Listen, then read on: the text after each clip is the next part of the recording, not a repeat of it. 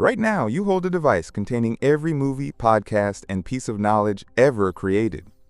Yet, despite this infinite digital universe at your fingertips, you still find yourself completely and utterly bored. This raises a fascinating, almost completely forgotten question about the distant, ancient origins of human psychology.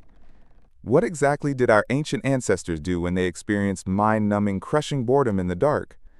We are not simply talking about the ancient Romans or the powerful pyramid builders of ancient Egypt. We are going back hundreds of thousands of years, long before written language, music, or civilization existed. Imagine ancient humans just sitting in the dirt around a fire, with absolutely nothing to do. The answer to this question completely rewrites our understanding of creativity, religion, and the human brain. But first we have to ask, did primitive humans actually have the luxury of getting bored? For decades, leading scientists blindly assumed our ancestors were constantly fighting a desperate daily battle for survival. They believed every waking biological second was spent frantically hunting, foraging, and hiding from lethal predators. But that long-held academic assumption turned out to be completely and spectacularly wrong on every level. In 1966, a groundbreaking anthropologist studied one of the last remaining traditional hunter-gatherer tribes on Earth. He discovered that these ancient-style societies actually worked a maximum of 15 to 20 hours per week. The rest of the time, they simply rested, talked, and sat around doing absolutely nothing in particular. He called them the original affluent society because they possessed massive amounts of completely free time. So the question isn't if they got bored. The true question is what their brains did next. The first and most obvious biological response to massive amounts of empty time was simply to play. In South Africa, archaeologists unearthed a collection of seashells dating back a staggering 75,000 years. These ancient shells had precise holes drilled into them and were carefully coated in red pigment. They were not weapons for hunting, and they were not food. They were decorative, handmade jewelry. Someone sat down 75,000 years ago with absolutely nothing better to do and created physical art. Drilling through a hard shell with a crude stone requires immense, mind-numbing patience and intense cognitive focus. It was a painstakingly long afternoon, but they did it to escape the agonizing silence of the cave. Biological survival necessity did not invent human art. Unrelenting, crushing human boredom actually invented it. This exact same behavioral pattern mysteriously shows up later in the invention of musical instruments. Researchers inside a cave in southern Germany discovered a functional flute carved from the bone of a vulture. It featured 5 precise finger holes and was scientifically dated to be over 40,000 years old. Long before agriculture or cities existed, someone sat down in the dirt and invented a melody. Not out of survival necessity, but because they had a completely free afternoon and an empty bird bone. Neuroscientists argue that this innate musical ability is actually older than spoken language itself. Our primitive brains were biologically wired for rhythm and melody long before we could form complex sentences.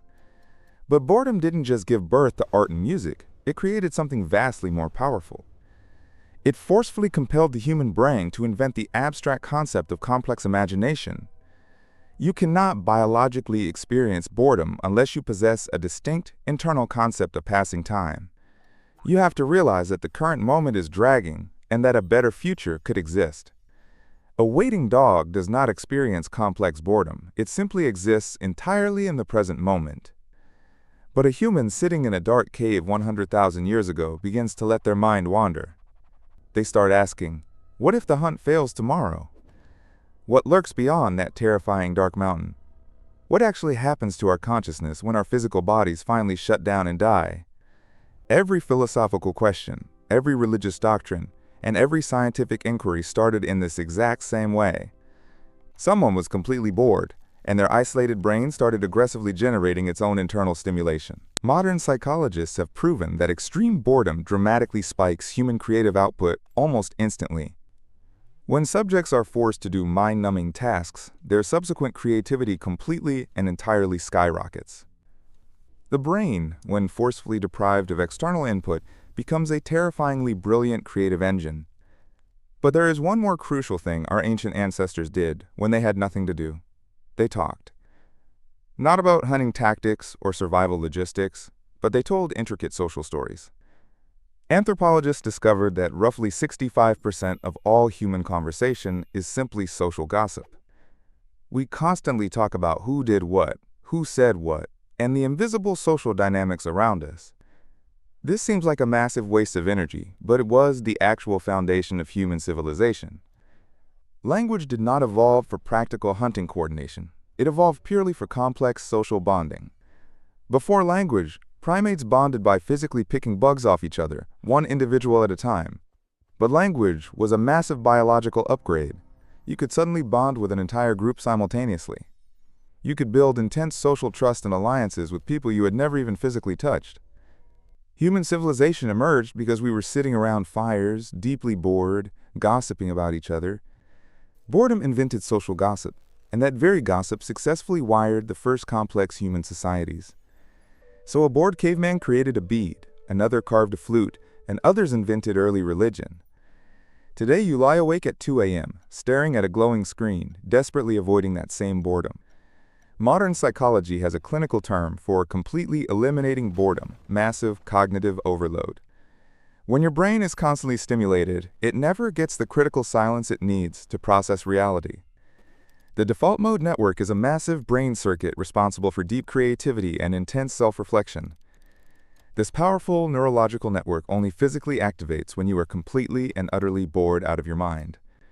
We spent hundreds of thousands of years learning how to fill empty silence with profound meaning. Now we frantically fill every silent second with a glowing screen, destroying our natural creative engine.